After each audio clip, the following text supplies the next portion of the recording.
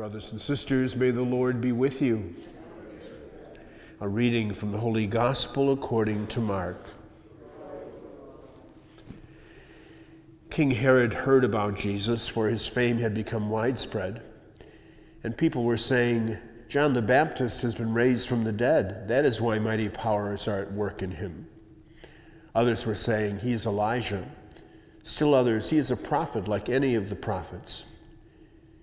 But when Herod learned of it, he said, "It is John whom I beheaded. He's been raised up."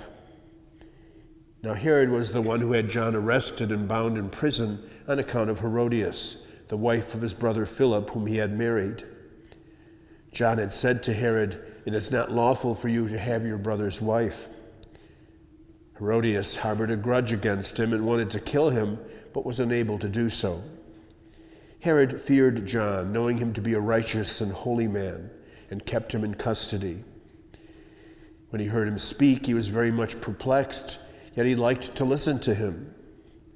Herodias had an opportunity one day when Herod, on his birthday, gave a banquet for his courtiers, his military officers, and the leading men of Galilee. His own daughter came in and performed a dance that delighted Herod and his guests. The king said to the girl, "Ask of me whatever you wish, and I will grant it to you." He even swore many things to her.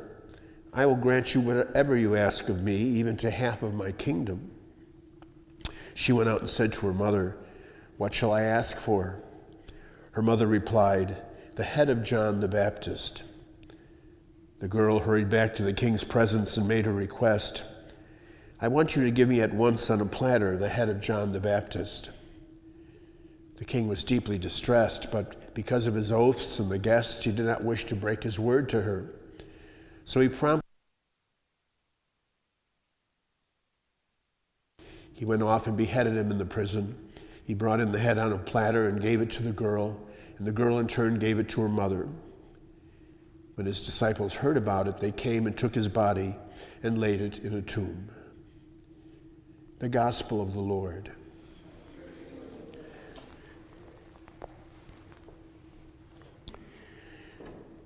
Today we remember in different ways two martyrs. And the gospel text today, we're given the story of the martyrdom of John the Baptist, the great precursor of Christ.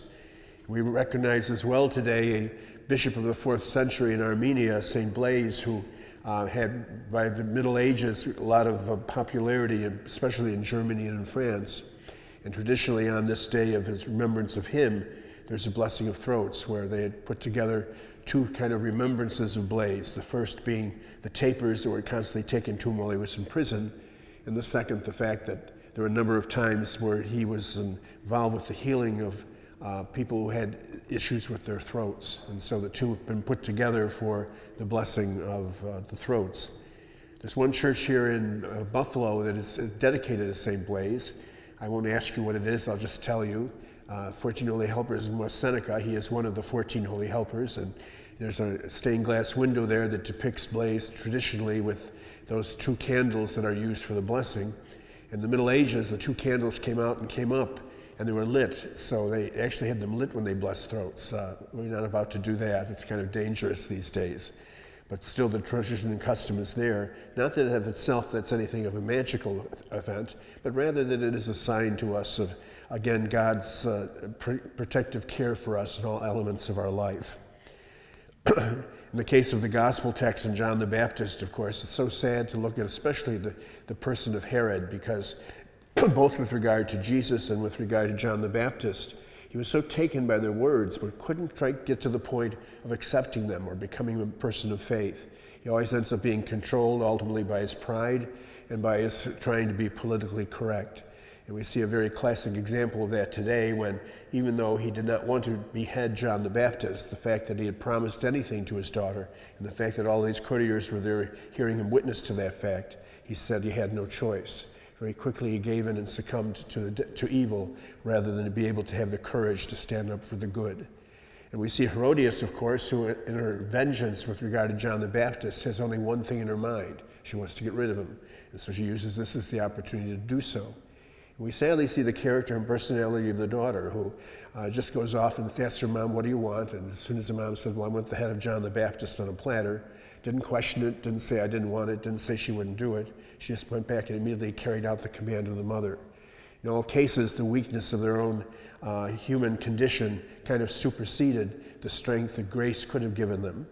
And so today, as we remember this death of that great witness, John the Baptist, and in turn the martyrdom of Blaise, we're reminded that we, like them, must show the same kind of courage in staying true to the faith, even in times when it is difficult for us to do so.